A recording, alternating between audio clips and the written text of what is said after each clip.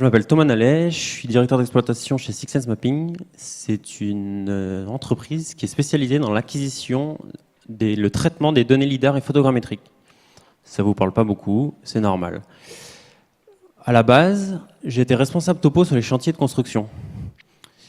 Et pour ça, j'étais ingénieur topographe, ingénieur géomètre, et j'ai même fait un BTS géomètre. Et vous allez me dire, géomètre, c'est pas nouveau. C'est vrai, c'est pas nouveau. Ça doit être à peu près le deuxième plus vieux métier du monde. Et du coup, on se dit que ce métier, il a évolué, il a survécu. C'est-à-dire qu'un de ces vieux métiers, on sait de source sûre qu'il y avait des géomètres à l'Empire romain pour mesurer l'Empire. Napoléon, avec son cadastre, avait des géomètres. Aujourd'hui, notre métier, il a évolué, il s'est adapté. Il s'est adapté au marché, parce que les plannings sont plus serrés, les méthodes évoluent, il faut s'adapter. Il s'est adapté aux outils. Aujourd'hui, on a l'informatique. Ce n'était pas le cas il y a encore pas longtemps, où on dessinait des plans. Il s'est adapté à tout ce monde. Et du coup, aujourd'hui, dans tous nos chantiers, on a passé de ces anciens outils aux nouveaux outils.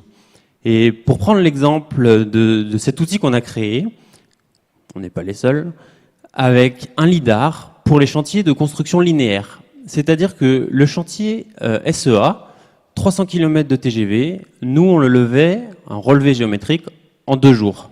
Et oui, on a gagné beaucoup de temps, on s'est adapté complètement et on a changé le produit final. C'est-à-dire qu'un levé d'un maillage classique, on est passé à un modèle 3D, on est passé à une colorisation, on est passé à tous ces outils qui permettent d'aller plus vite, d'avoir plus de données et du coup d'optimiser.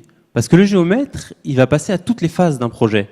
En amont, c'est lui qui va définir la géométrie pour optimiser un projet d'un tracé de route, d'un tracé de TGV par exemple.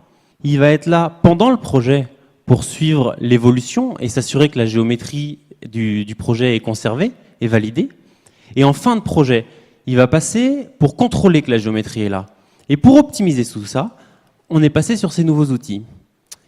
Donc on a créé ce système héliporté pour mesurer des grandes longueurs rapidement. En même temps, l'informatique évoluait et les calculateurs et les logiciels de photogrammétrie, donc traitement de l'image, ont évolué et sont devenus accessibles à monsieur tout le monde. Et c'est en même temps que le drone civil est arrivé. Et donc nous, qu'est-ce qu'on a fait? On a pris des appareils, on les a scotchés à un drone et on a commencé à faire de la photogrammétrie sur les projets. Ça nous a permis d'accéder à des endroits dits inaccessibles, des fouilles d'ouvrage, c'est dangereux, des stocks d'enrochement à mesurer pour le volume. Et on a résolu une nouvelle contrainte qui était la sécurité sur les projets. C'est-à-dire qu'on n'avait plus d'hommes à pied dans des endroits dangereux, mais on avait un drone. Et là encore, on voit notre métier qui évolue. Et bien sûr, les traitements. Et nous, on était dans un service topographique au sein de Vinci Construction. Et on nous a dit, mais faut arrêter de rester caché, hein. Il y en a d'autres qui peuvent avoir ça. Il y en a d'autres chez qui ça peut être utile. Et on a créé Six Sense Mapping pour aller plus loin dans ces outils, aller plus loin dans les traitements, aller plus loin dans la facilité d'accès à ces données. Parce que avoir des données, c'est bien, les utiliser, c'est mieux. Et s'attaquer à de nouveaux marchés, parce que là, on était très axé construction. Mais aujourd'hui, tout le monde a besoin de ces modèles. Par exemple, si je vais illustrer maintenant un peu ce que je viens de vous dire, si on prend le drone et la photogrammétrie, aujourd'hui, ça nous permet de faire des relevés totalement différents, avec un point de vue différent de ce qu'on faisait avant. Plus de sol, mais une approche, un angle différent. Ce qui fait qu'on ne fait plus de la cartographie simple, on passe même à de l'inspection. Parce qu'aujourd'hui, avec le pixel de ce nouveau point de vue, on est en résolution submillimétrique. Et la cartographie simple est devenue de l'inspection. Et ces modèles 3D, on se rend compte que derrière, ça va être utilisé pour la gestion du patrimoine, la gestion des ouvrages. Un autre exemple de LiDAR héliporté, où là, on se rend compte qu'on a un nuage de points, mais c'est pas qu'un nuage de points, c'est pas simplement un plan. Ça, on pourrait en faire un plan, mais aujourd'hui, on a un jumeau numérique. C'est-à-dire qu'on peut faire de manière numérique et théorique tout ce qu'on aurait imaginé faire dans le réel. On a aussi l'image qui vient apporter un support supplémentaire.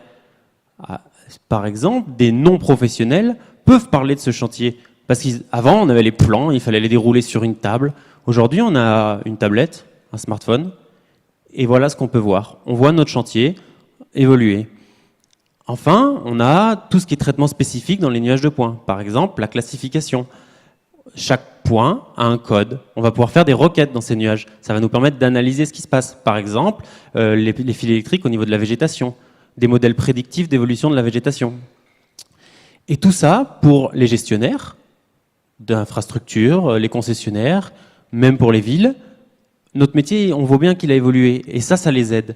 Ça les aide à gérer leur patrimoine. Donc, pour conclure rapidement, on se rend compte que le métier de géomètre, c'est plus juste celui qui prend des mesures. Ça peut être un télépilote de drone, un spécialiste de traitement de l'image, un spécialiste de SIG, un spécialiste de développement informatique. Et aujourd'hui, on a ça dans nos équipes.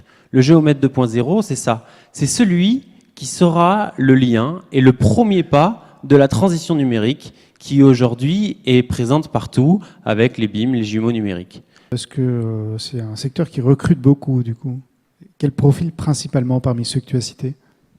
Et bien justement, c'est ça qui est un petit peu complexe parce que la base du métier est géomètre, mais on se rend compte qu'on a besoin de télépilotes, de développeurs informatiques, de sigistes, et tous ces métiers de traitement de l'image, de photogrammètre.